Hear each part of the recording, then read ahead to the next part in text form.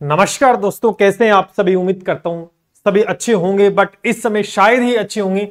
पुरुष वर्ग के बीच दुख का माहौल है। निश्चित रूप से जो सपने देखे थे, जो दिहाड़ी मजदूरी कर कर एक व्यक्ति किताब खरीदता है, कोर्स खरीदता है, पढ़ता है, वो रोटी कम खा लेगा लेकिन किताब ज्यादा खरीदेगा कि उसका सिलेक्शन हो जाए। शायद वो अपनी किस्मत को बदल पाए, शायद वो अपने माँ बाप के सपनों को पूरा कर पाए, चाहे सरकारी नौकरी छोटी हो चाहे बड़ी, क्योंकि वो बिजनेस कर नहीं सकता, क्योंकि उसके पास पैसा नहीं है। एक ऑप्शन उसके पास सरकारी नौकरी है जिसकी वो तैयारी करके अपनी किस्मत को बदल सकता है, नहीं तो जिंदगी भर उसे दिहाड़ी मजदूरी करनी पड़ेगी। लेकिन वो सपना भी आपने छीनने का प्रयास किया है और वो सपना छीनता हुआ नजर आ रहा है। इस प्रकार की जो आप अंधेरे में तीर चलाने वाली जो बात कर रहे हो, इससे पुरुष वर्ग को बहुत बड़ा नुकसान हो रहा है। आखिर चाहते क्या हो, स्पष्ट रूप से बता दीजिए। कि छोटे छोटे बदलाव कर कर जो सटीक आपका नजरिया है, जो चीज करना चाहते हैं वो खुलकर करिए कि हमें सरकारी नौकरी नहीं देनी है, हम कैसे भी करके सरकारी नौकरी नहीं देंगे। जो आपकी थीम थी, जो आपका प्रोजेक्ट था कि नौकरी नहीं है, पकोड़े बेच लो, उसी थीम पर काम कर रहा है। अब युवा पकोड़े बेचने का ही रह गया। जब पद ही नहीं होंगे, जब वैकेंसी नहीं होगी, तो किसकी तो तैयारी करेगा और क्या अपने सपनों को पूरा कर पाएगा। आपका धर्म कार्ड नहीं चला, आपका हिंदू कार्ड नहीं चला, तो अब आपका आरक्षण कार्ड चलाने की तैयारी, जिसके चलते महिला सशक्तिकरण के नाम पर पुरुष वर्ग के साथ जो अन्याय इस समय हो रहा है, शायद सपने में भी ये नहीं सोचा था किसी ने कि क्या ऐसी भी स्थिति होगी। एक दुख से उबरे नहीं थे, दूसरा और तीसरा और आने वाला है। 50% आरक्षण रीट में देने के बाद में, 50% रीट में आरक्षण देने के बाद में विरोध की भावना है। महिला वर्ग जिनको मिला है वो भी इस पक्ष में नहीं है कि उन्हें आरक्षण दिया गया, वो ठीक बात है। अरे जिनको मिला है वो ये कह रहे हैं कि ये गलत है, तो आपको किसने कह दिया कि ये ठीक है। अरे किससे पूछते तो सही कि आरक्षण कैसे दिया जाता है। अंधेरे में तीर चला दिया कि सरकार पता नहीं क्या कर रही है। तो अपनी सीट पर किसी महिला को लाके बैठाइए, विधानसभा के अंदर कीजिए 50% आरक्षण, बराबर महिला को दर्जा दीजिए बोलने का। वहां तो आपका कुछ होता नहीं है। क्या यह महिला सशक्तिकरण बेरोजगार ही करेंगे क्या सब कुछ? आगे ये 2 वक्त की रोटी इनको नसीब नहीं हो रही है समय पर, मुश्किल से दिहाड़ी मजदूरी करके ये काम चला रहे हैं, किताब खरीद रहे हैं, कोई कोर्स खरीद रहा है, दिन रात एक कर रखी है इस गर्मी के अंदर, जी जान लगा रखी है। और ऊपर से आपने उनके गले पर तलवार चला दी है कि ये लो सरकारी नौकरी तो है, सरकारी नौकरी आएगी, लेकिन सिलेक्शन लेके दिखाओ। क्या सिलेक्शन लेके दिखाएंगे, कितना पढ़ेंगे? दोस्तों अब आगे आरक्षण की तैयारी शुरू हो रही है। अब आखिर चाहते क्या है ये नहीं पता। स्पष्ट बता दीजिए कि आरक्षण के नाम पर हम चाहते हैं कि भर्तियां बंद हो जाएं। क्यों? क्योंकि मामला विवादित होगा, कोर्ट में जाएगा, भर्तियां अटकेंगी, और भर्तियां आएंगी कि नहीं आएंगी कुछ नहीं है। फिर कहेंगे हम क्या करें, भर्ती कोर्ट में है, हम तो निकालना चाहते हैं। लटकाया किसने, कोर्ट में भेजा किसने, सबको पता है। तो साफ भी कह दो ना, हमें सरकारी नौकरी देनी नहीं है, भी साफ ही बोल दो हमें सरकार नहीं देनी, करो दिहाड़ी मजदूरी। भी दिहाड़ी मजदूरी कहीं ना कहीं किनारा तो हो ना। ये तो उस किश्ती पर सवार है जिसपे पता ही नहीं है किनारा किस तरफ है। क्या मतलब है इस चीज का? क्या इसलिए राजस्थान में आपको मौका दिया कि आइए और हमारे गले पर तलवार चला देना? इसलिए दोस्तों 50% आरक्षण देने के बाद के अंदर युवाओं का एक दुख था, लेकिन एक दुख और आ गया है। दोस्तों ये देखिए 50% आरक्षण का माहौल था, इस समय युवा वर्ग तैयारी करे कि इस मामले को सुलझाए। बैक टू बैक आ जाओ भाई, पुलिस के अंदर भी आरक्षण देने की तैयारी हो चुकी है और दे दिया है। अब ये हर भर्ती के अंदर करने जा रहे हैं, ध्यान करना। 33% कर दिया गया है, जो कि पहले 30% था, बढ़ाकर 33। अरे इसमें कर देते 50 है, क्यों फिर 33 किया? कर दो महिला सशक्तिकरण, फिर कहीं कम ना हो जाए। 33% कर दिया, कहीं महिला सशक्तिकरण कम ना हो जाए, पूरा करना है आपको तो 50 कर दो आप। और एक और बात ये सामने आई है, भजनलाल सरकार सरकारी नौकरी में 50% पद महिलाओं के लिए आरक्षित करने की विचार कर रही है।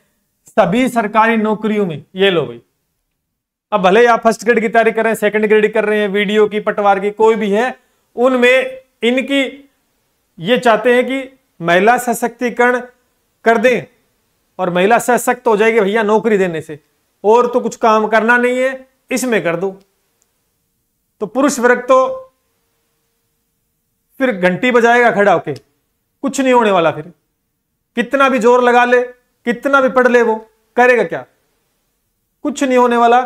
इस समय इस प्रकार का जो फैसला, ऐतिहासिक फैसला, जो आज से पहले शायद किसी ने सोचा भी नहीं होगा कि ऐसा भी हो सकता है क्या। अरे 50 क्यों कर रहे हो आप, 100 कर दो, कम से कम महिला सशक्त तो हो गई। चलो पुरुष को छोड़ो, महिला को तो हो जाएगी सशक्त, फिर सोच लेना पुरुषों के बारे में। तो फिर यहां क्या आवश्यकता, क्या महिला इसी क्षेत्र में है क्या महिला सरकारी नौकरी में सशक्त हो सकती है? महिला राजनीति में क्यों नहीं है? वहां मौका दीजिए, वहां पे भी लेके आइए 50%। तो सशक्तिकरण तो वहां से ज्यादा होगा, अपनी आवाज को बुलंद कर पाएंगी, वो अपनी बात को रख पाएंगी विधानसभा के अंदर, वहां ज्यादा होगा सशक्तिकरण। क्या सरकारी नौकरी लगकर और सुबह शाम ड्यूटी करके वो सशक्त हो जाएंगे, उनका मजबूत हो जाएगा पक्ष? किस प्रकार की सोच के साथ इस प्रकार की बातें सामने हो रही हैं, समझ नहीं आ रहा। दिमाग का दही कर दिया 3 से 4 दिनों में। जो युवा ये सोच रहे थे कि आचार संहिता हटेगी, सरकारी नौकरियां आएंगी और हम तैयारी करेंगे, बाप का सिर करेंगे तैयारी, ये हुआ आचार संहिता के बाद में। अब कह रहे हैं कि सरकारी नौकरी सभी के अंदर करना चाहते हैं, तो साफ ही मना कर दो ना कि हमें पुरुष वर्ग को तो साइड में पहले कर देना है आरक्षण के नाम पर, बाद में हम महिलाओं से निपट लेंगे। सरकारी नौकरी आपके मैनिफेस्टो में थी भी नहीं पहले, न कभी आप मुद्दे पे बात करते हो। अरे सरकारी नौकरी, जब 100 दिन का कहां गया आपका कार्यक्रम? 100 दिन का कार्यक्रम कहां गया? जब आप बने थे मुख्यमंत्री तो आपने कहा था 100 दिन की रणनीति है। कहां है वो 100 रणनीति? 100 दिन की क्या किया बताओ जनता को? 100 दिन में आपने क्या किया? 70,000 बजट में घोषणा की। किसी को पता है कि 70,000 में कौन सी वैकेंसी आएगी, किस विभाग में कितने पदों पर होगी? तो सरकारी नौकरी लेना है क्या पता नहीं क्या करना है? इससे अच्छा तो बेचारा दिहाड़ी कर लेगा तो वो ठीक रहेगा मेरे हिसाब से। रोज रोज मरने से अच्छा कि एक दिन मर ले। रोज रोज मरने से, आप तो रोज मारोगे, आज इस भर्ती में, आज उस भर्ती में, भर्ती आनी नहीं है, आपको लगाना है नहीं। अब कितने की तैयारी करे? अरे कितने के कर्जे में डूबेगा ये युवा? दिहाड़ी मजदूरी करके, दिन रात एक करके, पैसा जमा करके कोर्स और किताबें खरीद कर पढ़ता है, इस उम्मीद में कि इस बार मेरा सिलेक्शन होगा तो सारे कर्जे उतार दूंगा और मां बाप के जो सपने वो पूरे करूंगा। एक सरकारी नौकरी के साथ ये सोच रहे, क्योंकि बिजनेस करने को औकात नहीं बेचारों की, क्या करे, पैसा कहां से लाए? पैसा चाहिएगा तभी बिजनेस होगा। बोलते देते हो कि आत्मनिर्भर बनो। अरे आत्मनिर्भर बनने के लिए पहनने के लिए कपड़े तो होने चाहिए, खाने के लिए भोजन होना चाहिए, लगाने के लिए पैसा होना चाहिए। आपकी जितनी स्कीमें वो सारी फेल है। आप कहते हो कि शिक्षा, मैंने एक चीज नोटिस की है, 2-3 दिनों से मैं सर्च कर रहा हूं, कई स्टूडेंट से मेरी बात हुई है, इन्होंने जितनी भी योजना निकाल रखी है सारी फेल है। आप अप्लाई करके देखो, एक पे आपका काम नहीं होगा। इवन मैं एक योजना बता देता हूं आपको, आप ऐसा करना, स्टूडेंट लोन मान के चलना, स्टूडेंट लोन, शिक्षा में लोन की बात कर रहे हैं, आप अप्लाई करके देख लेना कितनों को मिलता है कितनों को नहीं मिलता है। वो योजनाएं सिर्फ उस वेबसाइट पर है, धरातल पर आती है तो ये कमी है, वो कमी है, नहीं मिलेगी, फलाना होगा, ढिमका होगा। तो कहने की बात कुछ और है और करने की बात कुछ और है। इस समय सभी युवाओं, सभी युवा पुरुष जो भी हैं, उनको जागृत होना पड़ेगा, इस बात को समझना होगा। और खासकर महिलाओं से मेरा अनुरोध है कि वो भी इस पक्ष में उतरे कि ये अन्याय है पुरुषों के साथ। एक पति पत्नी, उनसे पूछना कि नौकरी सबसे पहले किसको मिलनी चाहिए, वो पत्नी सबसे पहले ये बोलेगी मेरे पति को मिलनी चाहिए, क्योंकि पति का मान सम्मान से ही उस महिला का मान सम्मान होगा। जब महिला नौकरी करने जाती है तो वह पति घर में बेचारा मेहनत करे, चाहे बाहर प्राइवेट करे, लेकिन वो इज्जत नहीं मिलती समाज में। एक पुरुष बेरोजगार महिला कोई है, अगर वो नौकरी नहीं करती है, उच्च पद पे नहीं है, तो वो एक पुरुष अगर उच्च पद पे है तो उस महिला से शादी कर लेगा। लेकिन एक महिला अगर उच्च पद पे, तो वो अपने से नीचे वाले पद वाले किसी भी व्यक्ति के साथ वो शादी नहीं करेगी। ये वास्तविकता है, इस बात को समझना होगा। आपने सिर्फ सरकारी नौकरी से वंचित नहीं किया है, एक युवा को सरकारी नौकरी से वंचित नहीं किया, आपने उन्हें इस समाज से ही बाहर निकाल दिया। अरे डिग्री लेके या माथे पे चेप कर घूमेंगे क्या कि एमए कर रखी है, एमएससी कर रखी है, रीट पात्रता क्लियर है मेरी, मैंने वो कर रखी है। अरे करेगा क्या? कुछ नहीं होने वाला। मानसिकता स्पष्ट रूप से समझ आ गई है सरकार की, कि जो ये कह रहे थे कि आत्मनिर्भर बनो, सरकारी नौकरी में क्या पड़ा है, वो चीज डायरेक्ट रूप से पीछे की, तब उनका रिजल्ट चुनाव में देखने को मिला। लोगों ने जवाब दे दिया कि ये लो बन लो आत्मनिर्भर, खुद को आत्मनिर्भर बना दिया कि तुम्हें भी किसी के सहारे की जरूरत होगी अगर तुम्हें सीट पे बैठना है और सहारे की जरूरत पड़ी। लेकिन अब डायरेक्ट नहीं तो इनडायरेक्ट ही सही। तो युवाओं से मैं कहना चाहता हूं, पुरुषों से, निश्चित रूप से अपनी आवाज को बुलंद करना होगा। अगर इस समय आप चुप रहे तो ये 50% का जो खेल है ना, ये सभी भर्तियों में लागू हो गया, तो फिर भूल जाना सरकारी नौकरी की तैयारी करना, फिर दिहाड़ी मजदूरी करने के लिए तैयार रहना। निश्चित रूप से महिलाओं को भी आगे आकर इन युवा पुरुषों का साथ देना होगा, क्योंकि यह बात कहीं ना कहीं हजम नहीं हो रही है 50% आरक्षण की। मैंने देखा कई महिलाएं यह बात बोल रही हैं कि कहां गए थे उस समय पुरुष जब डायपर चेंज करना होता। कमेंट मेरे वाले पे भी आए थे, एक जो भी है XYZ, कि पुरुष जब कहां चले जाते हैं जब बच्चे का डायपर बदलना हो, बच्चे को नहलाना हो, बच्चे की पोटी साफ करना हो। अरे उस चीज से तुलना करोगे क्या आप? और किसने कहा कौन नहीं करता? जब समय आता है तो निश्चित रूप से पुरुष निश्चित रूप से उस भागीदारी को भी निभाता है। अगर 1-2% कोई खराब निकल गए तो वो तो हर एक के अंदर हो सकता है। महिला भी खराब हो सकती है, पुरुष भी खराब हो सकता है। वो अपवाद स्वरूप उनको दरकिनार करते हुए जो मैक्सिमम संख्या है वो सभी साथ करते। अपने बच्चे का डायपर कौन नहीं बदलना चाहता है? क्या है उसमें? ये कोई बात है? ये कोई बात है कि ये बताओ? नहीं है। तो इस प्रकार की बातें ना करें। भागीदारी दोनों की एक जैसी है परिवार चलाने के लिए। महिला अगर घर चलाती तो पुरुष बाहर काम करके पैसे लेके आता है, तो जिससे आर्थिक, और दोनों कमाते तो अच्छी बात है। समझ इस बात को? अरे महिला तो रोकर अपना दुख सुना देती है।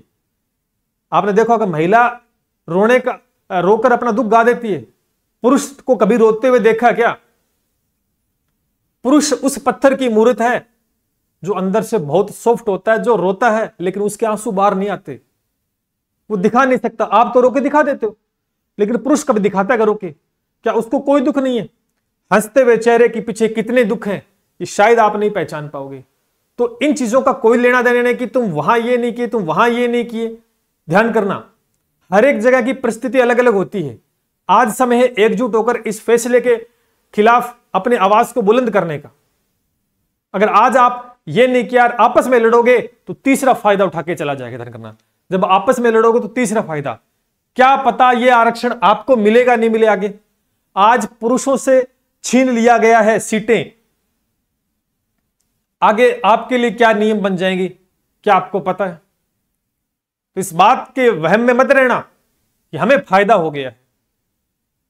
हम चाहते हैं कि आपको फायदा हो, महिला सशक्तिकरण के लिए काम किया जाए, लेकिन ऐसा वो क्या काम कि एक का गला काट दिया जाए और दूसरे को माला पहनाई जाए। ध्यान करना इस बात को। तो निश्चित रूप से सभी विद्यार्थियों से एक ही बात कहना चाहता हूं कि इस प्रकार अगर ये कर रहे हैं तो ये अन्याय है। 50% आरक्षण का मतलब है कि युवा पुरुष को सरकारी नौकरी से बाहर निकाल के फेंकना, क्योंकि मिनिमम संख्या रहेगी पदों की, उसमें आधे से ज्यादा पद महिलाओं के, कुछ आरक्षित वर्ग को, और उसके बाद में 1 से 2% पद बचने वाले हैं जो पुरुष के खाते में आएंगे, और उसके बाद कुछ नहीं होने वाला है। अभी जागो, सभी साथ दें, निश्चित रूप से धरातल पर आएं, और जहां पे भी अपनी बात रखनी है बिल्कुल सही तरीके से, आपस में लड़ाई ना करें। और जितने भी साथी युवा अध्यापक गण हैं जो शिक्षक की भूमिका निभा रहे हैं, आज वक्त है इन विद्यार्थियों का साथ देने का। इस बात को अगर समझेंगे तो निश्चित रूप से कहीं ना कहीं इसमें खामियां हैं इस फैसले में, और अंधेरे में तीर चला गया है जो सीधा चल के पुरुष के गले पे तलवार लटक चुकी है। ध्यान करना, वक्त आ चुका है, क्योंकि अब आपने देखा 3rd ग्रेड में देने के बाद में पुलिस में आरक्षण दे दिया। अब आगे ये जो पोस्ट आई है इसमें सभी मंशा सभी नौकरियों में, तो क्या 1st ग्रेड में नहीं दे सकते? 2nd ग्रेड में जोर आता है इनको, पटवारी में जोर आता है, सब में देंगे। क्या कर लोगे? तो ध्यान रहे, समय रहते अगर हमने इस परिस्थिति को नहीं समझा तो शायद आगे जाके बहुत बड़ा नुकसान हो सकता है। तो अपनी आवाज को रखें। निश्चित रूप से आपके आसपास जितने भी विधायकगण हैं, एसडीएम है, तहसीलदार, इनको ज्ञापन दें, लिखित रूप में ज्ञापन दें।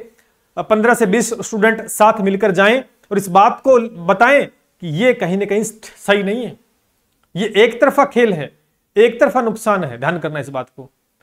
अगर आज आप प्रयास नहीं करोगे, सोचोगे मुझे फायदा हो गया है, मेरे को क्या लेना देना है, तो निश्चित रूप से आने वाली पीढ़ियां इसका खामियाजा भुगतने की तैयार हो जाना भैया, सीधी सी बात है। उम्मीद करता हूं कि मेरी बात को आप समझ पाए होंगे। सभी युवा साथी और शिक्षक साथियों को भी कहना चाहूंगा कि छोटे स्तर पर हो, बड़े स्तर पर हो, जैसा भी हो, इस मुहिम में के अंदर अपना साथ दें और छोटे छोटे इन प्रयासों से निश्चित रूप से हम एक बड़ी सफलता की ओर दोस्तों जा सकते हैं। वरना सरकारी नौकरी होगी, पढ़ने वाला ही कोई नहीं होगा, तो किसको कराओगे तैयारी? ध्यान करना इस बात को। चलिए, अपनी प्रतिक्रिया कमेंट सेक्शन के माध्यम से जरूर देना है। क्या आपकी प्रतिक्रिया है? आपकी किस निर्णय को सपोर्ट कर रहे हैं और आगे क्या होने वाला है, जल्द ही मैं आपको बताऊंगा। और अभी एकजुट होने की तैयारी है, एकजुट हो जाइए, क्योंकि सभी मिलकर चलेंगे तभी इस जंग को दोस्तों जीता जा सकता है, और वो भी बिल्कुल तरीके से धैर्य बनाकर। हमें किसी प्रकार का कोई आक्रोश पैदा नहीं करना है, हमें अपनी बात को स्पष्ट रूप से रखना है। रखने के बहुत तरीके होते हैं। आप अपने निजी विधायक के पास जाएं, एसडीएम के पास जाएं, तहसील ज्ञापन दें। कहीं ना कहीं सभी विद्यार्थी ये काम करेंगे, मुख्यमंत्री जी को भी पत्र लिखवाएं और उन तक ये बात पहुंचाएं कि इस निर्णय के ऊपर एक बार विचार किया जाए, एक बार विचार किया जाए कि किस प्रकार का फायदा आप दे रहे हो और किस प्रकार का नुकसान होने जा रहा है, शायद इसका आपको नहीं पता। अगर आपका प्रयास 100% है तो निश्चित रूप से मैं ये विश्वास दिलाता हूं कि निश्चित ही आपको इसमें सफलता मिलेगी और इस पर पुनर्विचार किया जाएगा। और अंतिम समय तक ये प्लेटफॉर्म आपके साथ रहेगा। जैसा भी हूं, जैसे भी हैं, वैसे आपके साथ है। चलिए, उम्मीद करते हैं कि आने वाला दिन आपके लिए सुखद हो। तब तक के लिए जय हिंद, जय भारत।